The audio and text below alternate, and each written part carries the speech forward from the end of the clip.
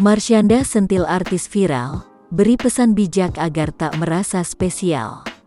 Melalui laman Instagram, pemeran sinetron bidadari tersebut membagikan deretan potretnya dari masa ke masa.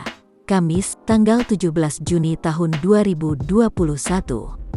Pada caption unggahannya, Marshanda memberikan sentilan kepada artis viral.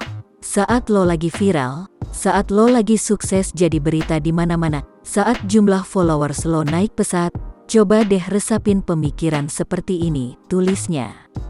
Marshanda memberikan pesan bijak agar artis yang viral tidak merasa lebih spesial, serta berpesan agar jangan lupa kepada sesama manusia.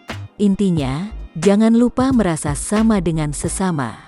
Sama-sama punya hati yang bisa merasa, sama-sama punya suffering, sama-sama punya kebahagiaan, sama-sama punya usaha dan perjuangan.